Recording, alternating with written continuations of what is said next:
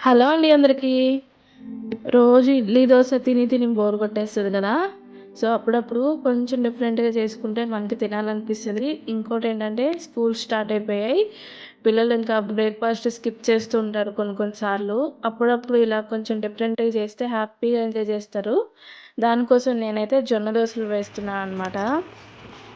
ఈ మిల్లెట్ దోసకైతే ఎక్కువ ఇంగ్రీడియెంట్స్ ఏం అవసరం లేదు.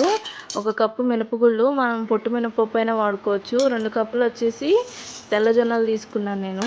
సో, ఇది ఎక్కువసేపు నానాలనమాట. మినిమమ్ 8 అవర్స్ అయితే నానాలి. నానబెట్టే ముందు మనం ఈ విధంగా మంచిగా క్లీన్ చేసుకుంటే నానిన తర్వాత చాలా బాగుంటుంది. ఒకసారి కడుక్కుంటే సరిపోతుంది. చూడండి ఏ విధంగా ఉన్నాయో.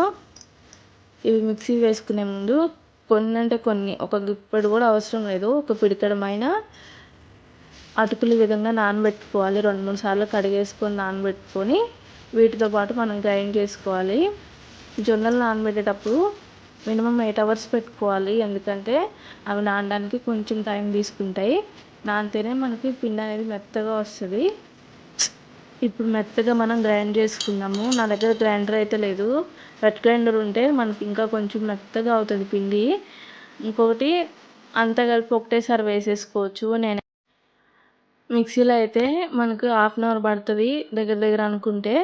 అదే గ్రైండర్ ఉంటే ఒక 20 మినిట్స్ 15 మినిట్స్లో అయిపోతుంది. పిండి కూడా చాలా సాఫ్ట్ ఉంటుంది మిక్సీతో పోలిస్తే.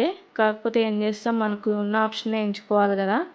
సో, అందుకనే దీంట్లోనే కొంచెం కష్టమైనా సరే రుబ్బేసాను. చూడండి మెత్తగా అయిపోయింది.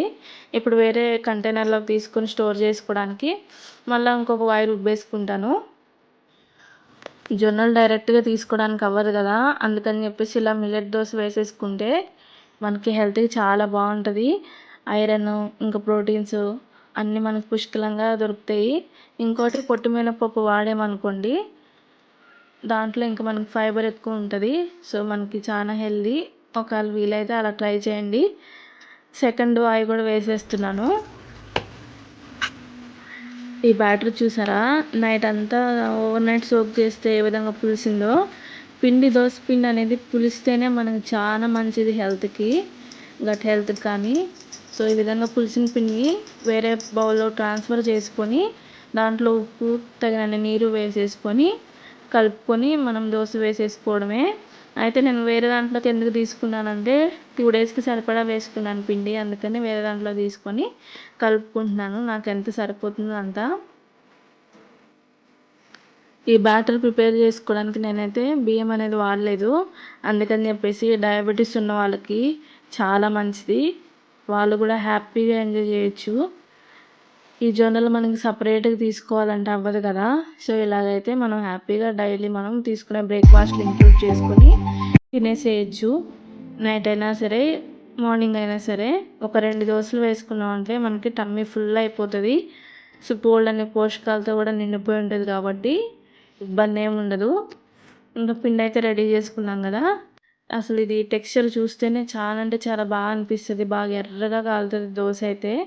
సో, మంచిగా వేసుకొని, నాకైతే దోశ పెనం అంత మంచిగా లేదు, అందుకని ఫుల్గా వేయట్లేదు. చిన్న చిన్న దోశలు వేసుకుంటున్నా. తొందరగా కాలిపోతుంది.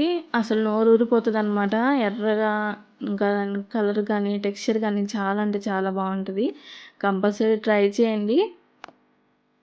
ఇప్పుడు ఎవరికి పట్టినా రకరకాల ప్రాబ్లమ్స్, బీపీలు, షుగర్లు. వెనకటి తిండి అయితే ఇప్పుడు లేదు. వెనకటి తిండి ఉన్న వాళ్ళందరూ బాగానే ఉన్నారు. వాళ్ళైతే ఇప్పటికీ చాలామంది గట్టిగా ఉన్నారు. 70-80 ఇయర్స్. మన వరకు వచ్చే వరకు అంత ఆయుష్ కూడా ఉంటుందో లేదో అనిపిస్తుంది నాకైతే. అప్పుడప్పుడు ఈ విధంగా మనం తీసుకుంటే కొంతలో కొంతైనా మన ఆరోగ్యం కాపాడుకోవచ్చు.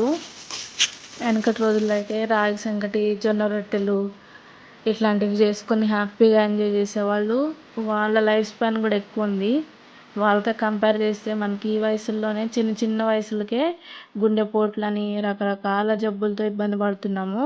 సో, వెయిట్ లాస్కైనా సరే ఈ విధంగా చేసుకొని తినొచ్చు. దీని మీద నూనెకి బదులుగా నెయ్యి అయినా వాడుకోవచ్చు. ఇప్పుడు నూనెలు కోల్డ్ ప్రెస్డ్ ఆయిల్స్ ఉంటాయి కదా, అవైనా వాడుకోవచ్చు. పెద్ద ఇబ్బంది ఏమి ఉండదు. మనకి హెల్త్కి చాలా మంచిది అన్నమాట.